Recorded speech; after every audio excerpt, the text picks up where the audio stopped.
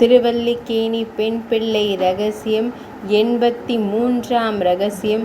குடப்பாம்பில் கையிட்டேனோ கோழியர்கோன் போலே. கோழியர்கோன் குடை குலசேகரன் என்ற பாசுரங்களில் தம்மை கூறிக்கொள்வர் குலசேகர பெருமாள், குலசேகர ஆழ்வார். இவர் சேர நாட்டில் அரச குலத்தில் பிறந்து வளர்ந்து தமது தந்தைக்கு பின்னர் அரசு பதவி ஏற்று அரசாண்டு வருகையில் பகவானது நிர்ஹேதுக கடாட்சத்தினால் திருமாலிடமும் அவர் அடியாரிடமும் மிகவும் ஈடுபாடுடைய பக்தராயினார்.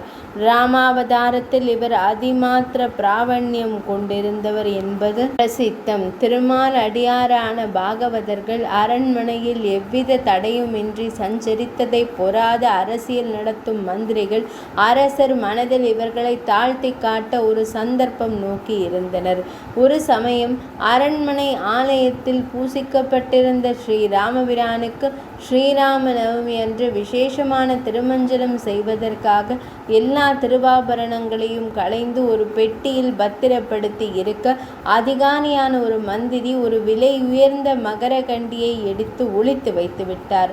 திருமஞ்சனம் ஆனதும் பெருமாளுக்கு அலங்காரம் செய்யும் போது மகரகண்டி இல்லாதது கண்டு பயந்த அர்ச்சகர்கள் அரசரிடம் முறையிட்டனர். அரசர் மந்திரிகளை அழைத்து இக்களவை விசாரிக்க கட்டளையிட அவர்கள் இக்களவை செய்தவர் இங்கு தடையின்றி திரியும் ஸ்ரீ வைஷ்ணவர்களை அன்று வேறொருவரும் அல்லர்.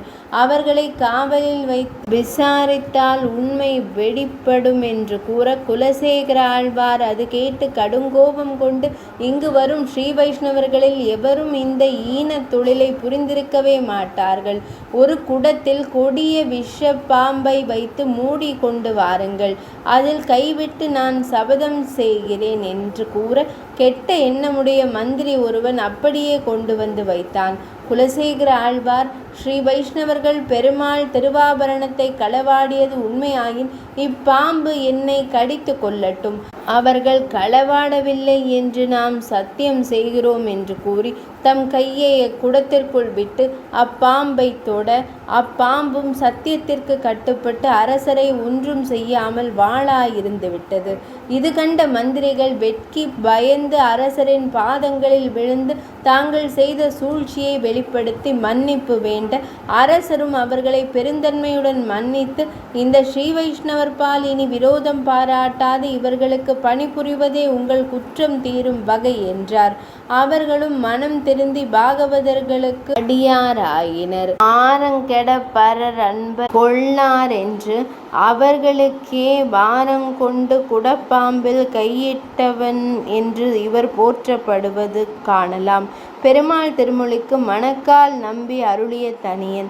இந்த ஆழ்வாருடைய வாழி திருநாமத்தில் அஞ்சலென குடப்பாம்பில் கையிட்டான் வாழியே என்று அடியார்கள் அனுசந்தித்து வருகிறார்கள். குலசேகர ஆழ்வாரின் வைணவ நெறிக்கு எடுத்துக்காட்டாக அமைந்தது அம்மையாரின் இந்த வார்த்தை. 83ஆம் ரகசியம் நிறைவடைந்தது.